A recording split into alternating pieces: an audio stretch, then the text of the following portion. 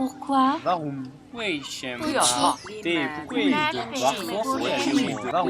Parce que pingouin. Ça, c'est le monde. On continue aujourd'hui notre voyage à travers les Caraïbes. La République dominicaine, c'est là.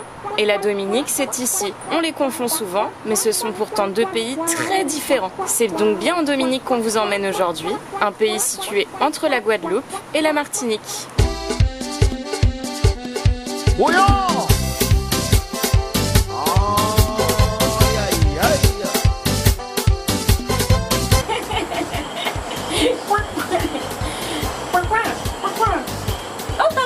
Vous êtes là.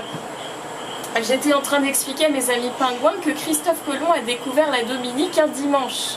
Et dimanche, ça se dit domingo en espagnol. C'est pour ça que ça s'appelle Dominique. Domingo, Dominique. Elle est devenue par la suite française, puis neutre, puis française, puis anglaise, puis française, puis anglaise, puis française, puis anglaise, puis elle prend le statut de colonie anglaise, puis subit encore de nombreux changements avant de devenir officiellement indépendante. Une histoire très compliquée donc. En Dominique, on parle l'anglais. Mais pourquoi on parle l'anglais? Parce que ça fait partie du Commonwealth. Le Commonwealth unit tous les pays qui sont en bleu sur cette carte, comme l'Australie et le Canada. La plupart de ces pays étaient d'anciennes colonies britanniques. Ils sont aujourd'hui indépendants, mais ont tous le même chef, la reine d'Angleterre. Il faut savoir que les Dominiquais parlent aussi le créole.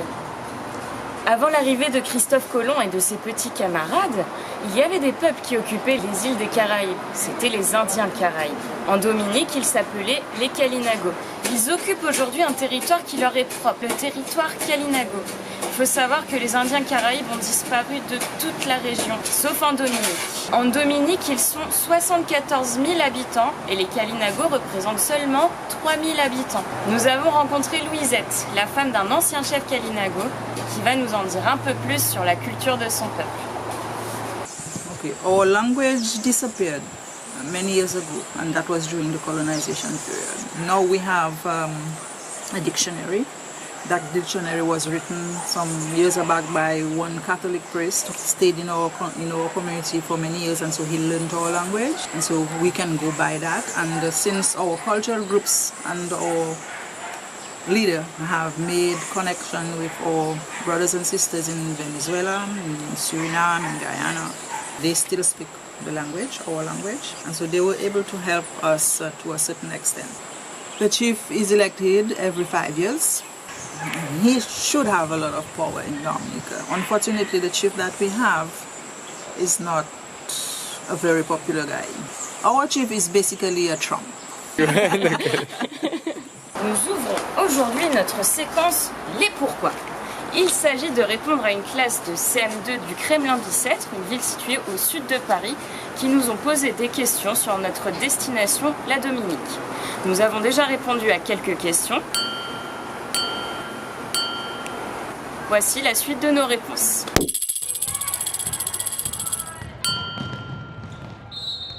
Hey, tu sais combien de temps j'ai mis pour aller en Dominique? Non. C'était long. Et oui, il n'y a pas de vol direct depuis Paris pour aller en Dominique. Donc avec une escale en Martinique ou en Guadeloupe, ça met à peu près 10-12 heures. En Dominique, on utilise le dollar des Caraïbes orientales, une monnaie qu'on utilise également dans plusieurs îles des Antilles. Eh bien, figure-toi qu'en Dominique, il n'y a pas de monument célèbre. Ah bon? Oui, le seul monument un peu plus important que les autres, c'est le fort Shirley qui a servi à protéger l'île à l'époque de la guerre entre les Anglais et les Français. Oh, waouh!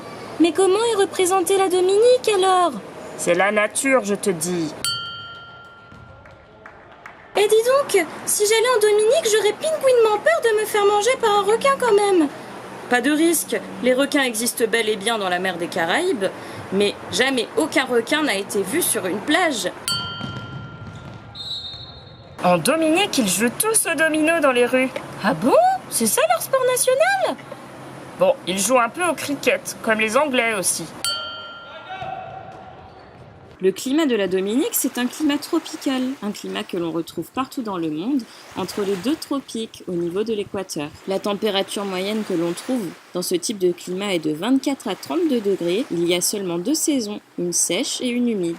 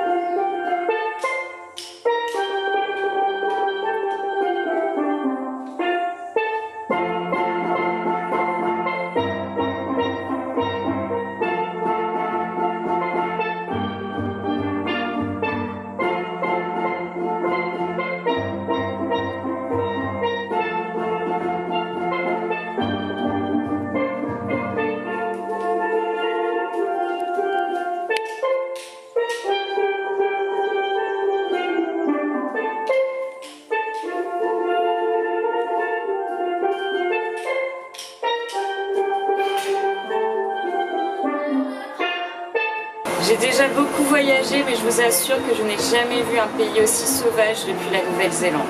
Et c'est plutôt agréable, faut dire. Nous quittons désormais les petites Antilles pour rejoindre les grandes Antilles. Destination Puerto Rico. Moi la partie partout, moi la roule le pingouin là comme un fou. Hey, hey. Moi la casse mon tête, moi la prends un carte, un boussole et même le GPS. Hey. Moi la partie. Y a des pingouins par ici? Parce que pingouin.